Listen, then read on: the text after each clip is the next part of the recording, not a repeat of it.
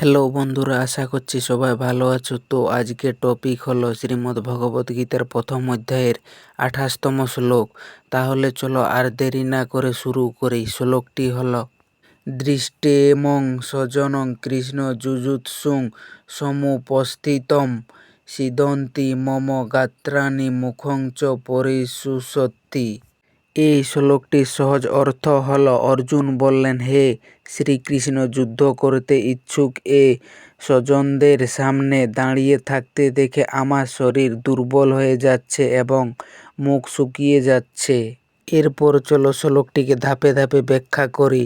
তো শ্লোকের প্রথমই রয়েছে দৃষ্টা ইমং স্বজনং কৃষ্ণ। এখানে দৃষ্টা মানে হলো দেখো, আর স্বজনং মানে নিজের আত্মীয় স্বজন, আর কৃষ্ণ মানে শ্রীকৃষ্ণকে সম্বোধন করলেন। অর্থাৎ এখান থেকে বলতে চাইছে যে অর্জুন বলেছেন, হে কৃষ্ণ, নিজের মানুষদের দেখো। শ্লোকের এরপর রয়েছে যুজুৎসুং সমুপস্থিতম। এখানে যুজুৎসু মানে হলো যুদ্ধ করতে ইচ্ছুক, আর সমুপস্থিতম মানে হলো সামনে উপস্থিত। অর্থাৎ এখান থেকে বলতে চাইছে যারা যুদ্ধ করার জন্য সামনে দাঁড়িয়ে আছে। শ্লোকের এরপর রয়েছে সিদন্তি মম গাত্রাণি। এখানে গাত্রাণি মানে হলো শরীরের অঙ্গ, আর সিদন্তি মানে দুর্বল হয়ে যাচ্ছে। অর্থাৎ এখানে বলছে অর্জুনের শরীর কাঁপতে ও দুর্বল হতে শুরু করলো। শ্লোকের এরপর রয়েছে মুখং চ পরিশুষতি। এখানে মুখং মানে হলো মুখ, আর পরিশুষতি মানে শুকিয়ে যাচ্ছে। অর্থাৎ বলতে চাইছে যে ভয়, দুঃখ ও মানসিক চাপের কারণে অর্জুনের মুখ শুকিয়ে গেল। এই শ্লোকটির মূল ভাব হলো, আত্মীয়দের বিরুদ্ধে যুদ্ধ করার কথা ভেবে অর্জুন গভীর মানসিক কষ্ট পাচ্ছেন। তার শরীরেও সেই দুঃখের প্রভাব পড়ছে। তিনি যুদ্ধের আগে মানসিকভাবে দুর্বল হয়ে পড়েছেন। এই শ্লোকটি কোথায় দাঁড়িয়ে আছে? আগের 27তম শ্লোকে বলা হয়েছিল অর্জুন করুণায় আচ্ছন্ন হয়ে বিষাদগ্রস্ত হলেন। এই শ্লোক থেকে শুরু হলো অর্জুনের নিজের মুখে তার অনুভূতির বর্ণনা। এটা গীতার ইতিহাসের সবচেয়ে মানবিক মুহূর্ত। পৃথিবীর সেরা বীর নিজে বলছেন তার শরীর ও মন কিভাবে ভেঙে পড়েছে। দুটি শারীরিক লক্ষণ। এই শ্লোকে অর্জুন তার দুটি শারীরিক পরিবর্তনের কথা বলেছেন। প্রথমটি হলো সিদন্তি মম গাত্রাণি, মানে অঙ্গ প্রত্যঙ্গ শিথিল হয়ে আসছে।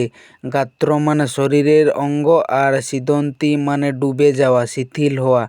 হাত কাঁপছে, পা টলছে, শরীর দাঁড়িয়ে থাকতে পারছে না। এই শিথিলতা শুধু শারীরিক নয়, এটা মানসিক ভাঙনের বাহ্যিক প্রকাশ। মনে করুন, কোনো বড় দুঃসংবাদ পেলে আমাদের শরীরও কেমন ভেঙে পড়ে, হাত পা অবশ লাগে। ঠিক তেমনই অর্জুনের অবস্থা। দ্বিতীয়টি হলো মুখং চ পরিশুষতি, মুখ শুকিয়ে যাচ্ছে।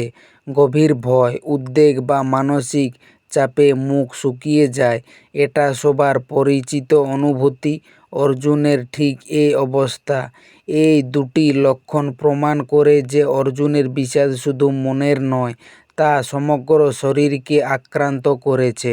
স্বজনং, এই একটি শব্দে সব কিছু। অর্জুন বললেন স্বজনং, অর্থাৎ আমার আপনজন।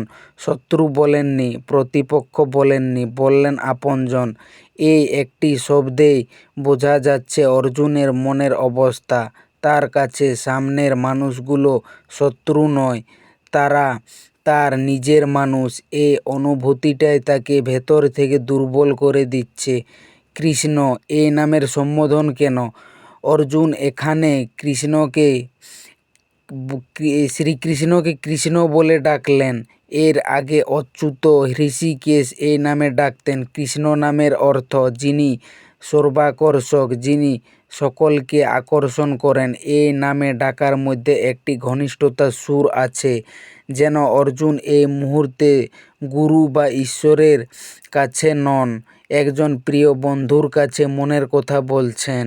এখানে যুজুৎসুং মানে হলো যারা যুদ্ধ করতে এসেছে, যুদ্ধের জন্য প্রস্তুত।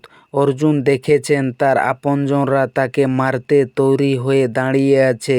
এই দৃশ্যটাই তার বুকে ছুরির মতো বিঁধেছে। যদি উদাহরণস্বরূপ শ্লোকটিকে বুঝি তাহলে কল্পনা করুন আপনি একটি ক্রিকেট ম্যাচে আম্পায়ার। হঠাৎ দেখলেন বিপক্ষ দলের আপনার বাবা, ভাই, বন্ধু খেলছে এবং একটি বড় সিদ্ধান্ত নিতে হবে যা তাদের আউট করবে। সেই মুহূর্তে হাত কাঁপবে না, মুখ শুকাবে না। অর্জুনের অবস্থা এর চেয়ে হাজার গুণ তীব্র, কারণ এখানে খেলা নয়, প্রাণের প্রশ্ন। তো বন্ধুরা, এই ছিল শ্রীমদ্ ভগবদ্গীতার প্রথম অধ্যায়ের 28তম শ্লোক। তো শ্লোকটি কেমন হয়েছে? আশা করছি ভালো হয়েছে, সবারই বুঝতে সুবিধা হয়েছে। যদি শ্লোকটি ভালো লেগে থাকে তাহলে সবাই লাইক, কমেন্ট, সাবস্ক্রাইব করে দিও। ধন্যবাদ ভিডিওটি শেষ পর্যন্ত দেখার জন্য।